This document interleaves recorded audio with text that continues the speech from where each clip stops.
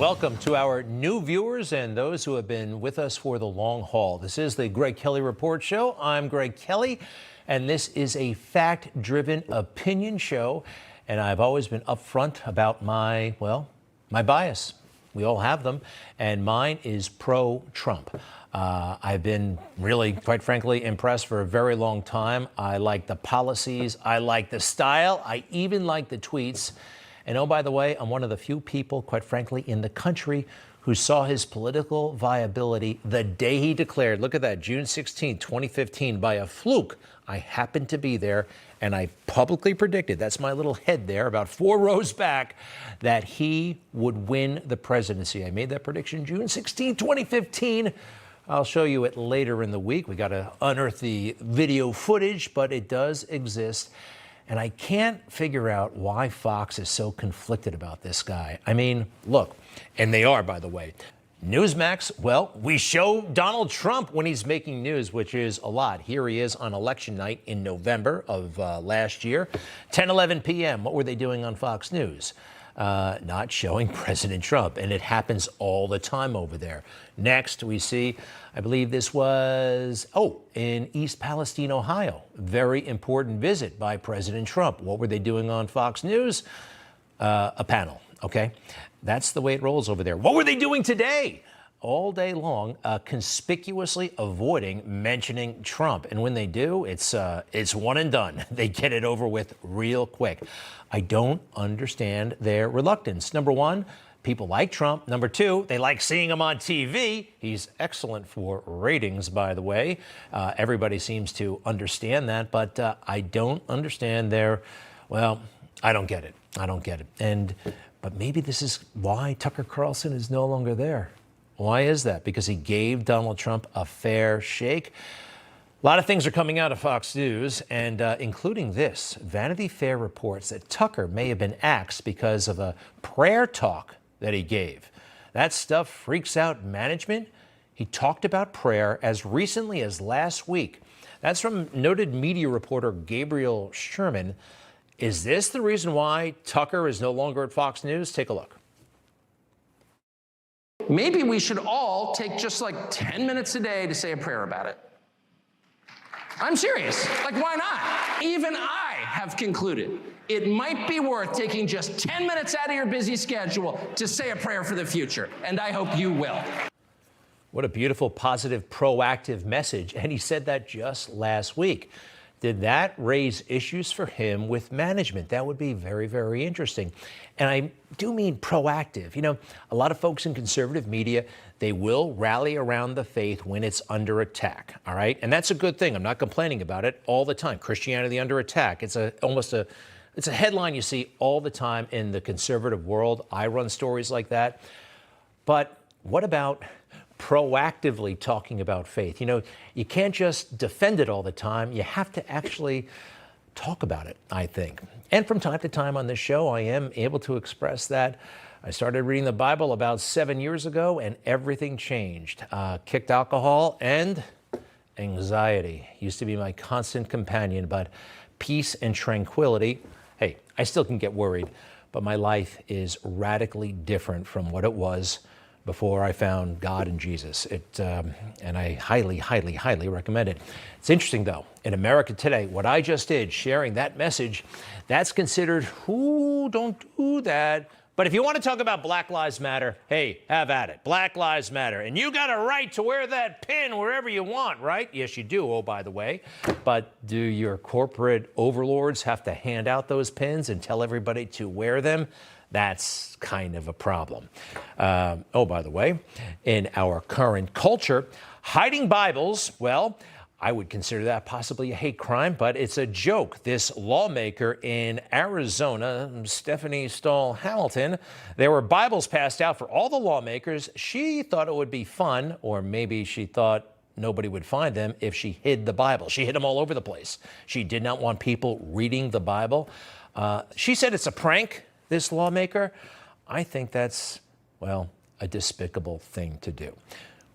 So back to Tucker. I actually don't think that the prayer comment got him into significant trouble. No, it was the government's call for his ouster after he ran the footage of, well, the January 6th never-seen-before footage of the Capitol Police assisting the horns guy as he traveled about the Capitol, helping him get to the Senate chamber. This is weird. This is inexplicable, other than, well, the whole thing was a setup. It's amazing. After that footage aired, everybody in our culture lost their minds or ignored it. Crazily enough, Republicans said that what Tucker did in airing this footage was harmful. It was a mistake, in my view, for Fox News to depict this in a way that's completely at variance with what our chief law enforcement official here at the Capitol thinks. I was there on January 6th. I saw what happened. I saw the aftermath. I think it's bullshit. When you see police barricades breached, when you see police officers assaulted, I just don't think it's helpful. Breaking through glass windows and doors to get into the United States Capitol against the orders of police is a crime. To somehow put that in the same category as a permitted peaceful protest is just a lie. They put the Rhine in rhino, don't they? Wow, nothing about Antifa, nothing about Ashley Babbitt, nothing about all those doors propped open, nothing about the cops just standing there or aggressively waving the protesters in, nothing about that. Tucker really threatened their agenda. And it wasn't just Republicans, it wasn't just Democrats, the media establishment. The United States military was authorized to take shots at Tucker Carlson just whenever he did a story that they didn't like. They orchestrated moments like this. Drama TV. Ladies and gentlemen, that's what I call it. I'll apologize up front and tell you that I don't have cable news at home. I don't have it here in the office, and I don't watch a lot of drama TV. I understand some comments were made yesterday, and I watched the clip that Mr. Carlson produced as he referred to pregnant women in the military. I'll remind everyone that his opinion, which he has a right to, is based off of actually 0 days of service in the armed forces. God bless our country, our partners, and our allies. Let's get back to work. Let's remember that those opinions were made by an individual who has never served a day in his life. Let's remember that's all about drama TV. Well, Marine, the way it works is there is civilian control of our military, and we are citizens. You work for us, not the other way around. And not only do we have a right, we have a duty to critique and study the way you do business, and we will. You got that? That is dangerous stuff. There is a burgeoning fascism coming in America, and this is just a small sign of it. It's crazy. Hey, where's the outrage? Where is the consternation about what I call the monsters? Strange people trying to get close to children. This is something I'd welcome the military to have a voice in. Our GOP senators, Mitch McConnell and the rest, but somehow they're going along with this. They are going along with it. All right, now it's on to somebody I call Senator Thug. Absolutely, the majority leader of the United States Senate. I touched on this last night. I am still, wow. He says jump. Fox News says how high. Democrats, Republicans, independents need to take a stand and call out Mr. Carlson's conduct for what it is, a dangerous, unforgivable attempt to destabilize our democracy and rewrite the history of the worst attack on our Constitution since the Civil War. Unforgivable. He condemns Tucker Carlson. Hey, has he ever asked for forgiveness for something that was truly dangerous? A call to violence, maybe even a call to an assassination. Do you remember what he did to Justice Kavanaugh, to Justice Gorsuch?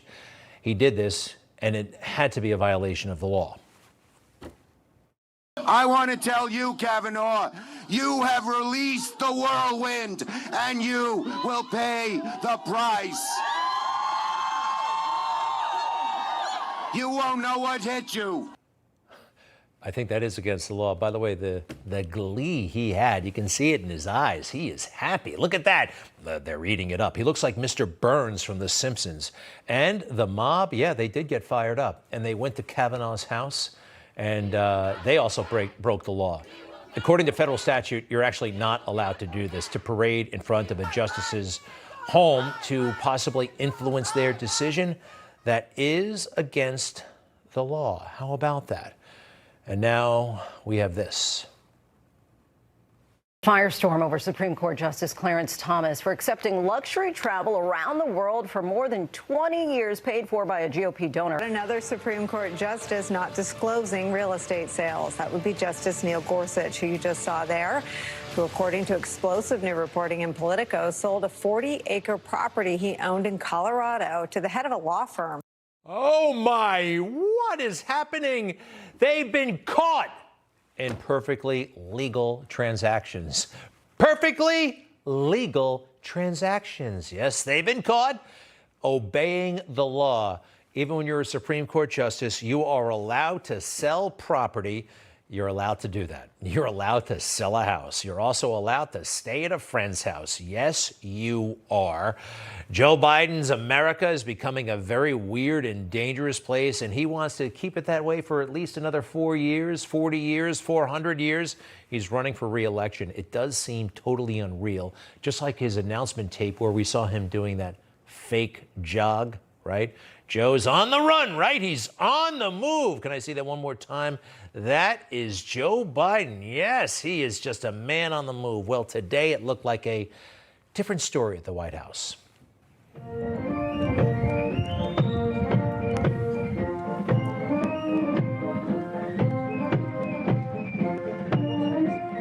He's this close to grabbing onto that soldier's arm. Joe is being all he can be, just walking. Just walking. Look, he's lost it. We can all see that. And this shouldn't be happening. Running for re-election. This is, I mean, take a look at the decline. I'm a 29-year-old oddball. The only reason I was able to raise the money is I was able to have a national constituency to run for office. Because I was 29, I'm like the token black or the token woman. I was the token young person. With regard to age, I can't even say, I guess how old I am, I can't even say the number. And I feel good, I feel excited about the prospects, and I think we're on the verge of really turning the corner in a way we haven't in a long time. You know, it's maybe not even the age, it's, well, Joe Biden had his brain operated on twice in the 1980s. Nobody talks about this almost ever, but it's true, it happened, and back then, brain surgery was not what it is today. It was a bit more crude, and they had a saying, when the air hits your brain, you're never the same. Was Joe changed by that procedure? Joe has been known, however, to use age against his political opponents. When he was running for the Senate in 1972, he was using it all the time. Cale doesn't want to run. He's lost that old twinkle in his eye he used to have because, next headline, how old was his opponent? 63 years old. Joe Biden was 29, and he was spreading it around town that his opponent at 63 was too old. And he would say stuff like this. In Cale Boggs' day, when Stalin ruled, Americans had visions of Russian soldiers in our streets.